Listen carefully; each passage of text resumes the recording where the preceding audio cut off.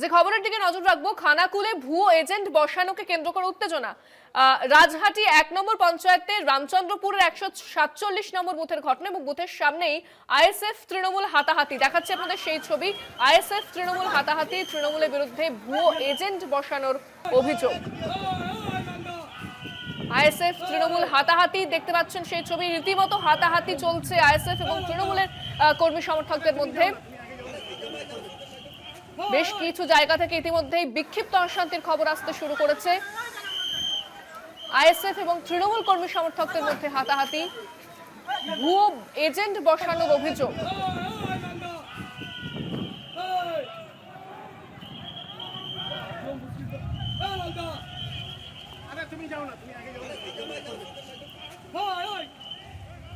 দেখাচ্ছি আপনাদের যে ছবি, আইএসএফ এবং তৃণমূল কর্মী সমর্থকদের মধ্যে হাতাহাতি।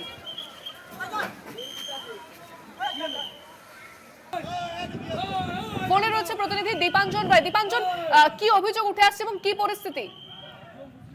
যেটা অভিযোগ আমরা পেয়েছিলাম যে জগৎপুর এলাকায়, খানাকুলে যে জগৎপুর, দীপাঞ্জন শোনা যাচ্ছে? আমাদের সঙ্গে, হ্যাঁ দীপাঞ্জন শোনা যাচ্ছে? হ্যাঁ দীপাঞ্জন, কি অভিযোগ উঠে আসছে, কি পরিস্থিতি? যে পরিস্থিতি ছিল যে সকালে যখন ভোটিং সেন্টারে যায় আইএসএফ প্রার্থী, তখন দেখেন যে তৃণমূলের এজেন্ট তার আইএসএফ এর যে কাগজপত্র সেটি নকল করে সেই বুথেতে এজেন্ট বসেছে। তো তারপরেই তারা কিন্তু অভিযোগ জানায়। অভিযোগ জানানোর পরে আইএসএফ প্রার্থী সাদ্দাম হোসেন সেই এলাকায় পৌঁছয় এবং তার সঙ্গে রীতিমতো ধস্তাধস্তি হয় তৃণমূলের এজেন্টদের সাথে। তারপরে কিন্তু তাদেরকে বের করে দেওয়া হয় কেন্দ্রীয় বাহিনীর সহায়তায়। তো যেটা জানা যাচ্ছে যে এখন থেকেই যদি তৃণমূল কংগ্রেস এইভাবে তারা কারচুপি করতে থাকে, ভোটে কি হতে পারে, প্রভাব পড়তে পারে, সেরকমই কিন্তু দাবি করছে আইএসএফ প্রার্থী সাদ্দাম হোসেন। তো তিনি বারবার বলছেন যে এখানে নির্বাচন কমিশনে নজর দেওয়া উচিত, যেখানে নজরের গাফিলতির জন্য কিন্তু এই ঘটনা ঘটেছে। কিভাবে আইএসএফ এর সমস্ত কাগজপত্র নকল করে তৃণমূল কংগ্রেস তার এজেন্ট দিল, স্বাভাবিকভাবে প্রশ্ন তুলছে।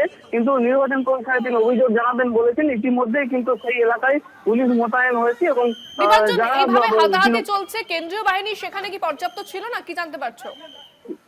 যে বুথের কাছাকাছি কেন্দ্র বাহিনী থাকলেও তারপরে কিন্তু কেন্দ্র বাহিনী চলে যাওয়ার পরে আবার উত্তপ্ত হয় এলাকা এবং 100 মিটারের বাইরে কিন্তু আইএসএফ প্রার্থীর সঙ্গে হাতাহাতি হয় এবং ধস্তাধস্তি পর্যন্ত আমরা দেখেছি।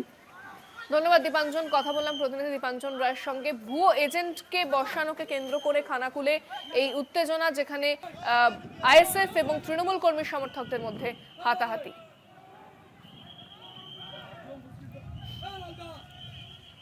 তুমি যাও না।